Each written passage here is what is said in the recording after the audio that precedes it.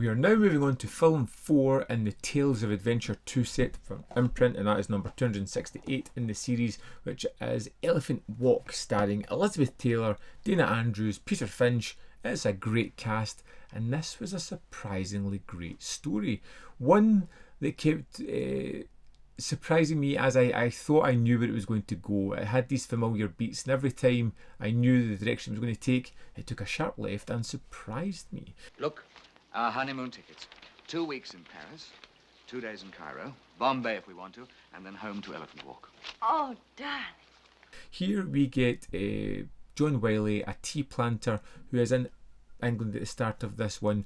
He has met Rose, who is an owner of a bookshop, and has proposed to her. He's going to marry her, whisk her away over to his plantation, and she jumps along. It's a wonderful life. It's fantastic. It's exciting. It's new. They go to Paris on the honeymoon. They drop back over to the island in Sri Lanka, Ceylon, and they start their life. And very quickly, Rose realises that this might not be the best life ever. There are no other women around for her to be friends with. Her husband acts like a man-child a lot of the time, having parties, getting drunk, being belligerent with his wife, disregarding her feelings a lot of the time. I got frightened.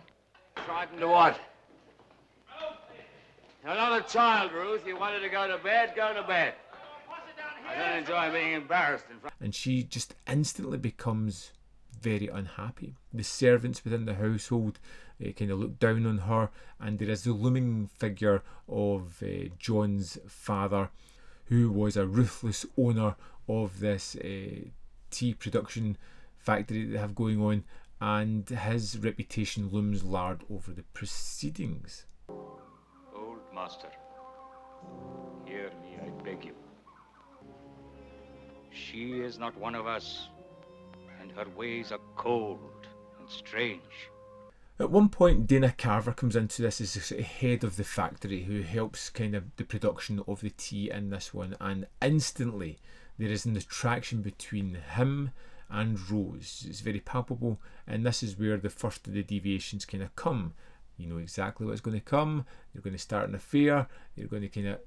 No, it doesn't happen like that. This movie is all about people, their destiny, the way they've been pushed in life to take a certain path, and whether they're going to stick on that or whether they're going to deviate themselves. But people are respectable here. They want to do the right thing. They understand what's going on, and I kind of like that about it. Rose particularly is a character who has made her choice. Dick. Now you know why I came back. Dick, I love John. I want our marriage to last.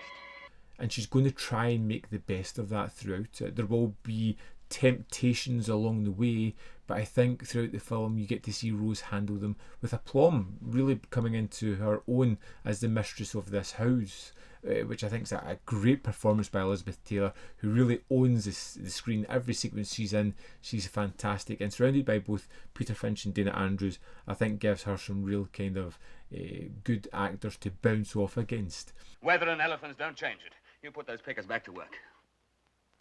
Okay, John. There is a kind of love triangle going on here, but there is also an expectation of the people in their positions, the jobs they have to do, and the life they have to lead, which I really kind of like. The film's called Elephant Walk because it's basically the crux of the story. John's father, who built a house and built this tea factory, built his house where the elephants trekked. You know, for centuries this is the path that they've used to get to water, and he decided that's where he's going to build a house. And all the way through the film they have elephants trying to get from one place to another by walking through and having to be scared away. And it's the idea of habit, of people constantly doing things for a long period of time and breaking that habit, and how it's hard to do, and it's kind of epitomised with the elephants in this one. There are some hokey effects in this, but given the time that it came out, they just kind of add to the film a little bit, making it more enjoyable.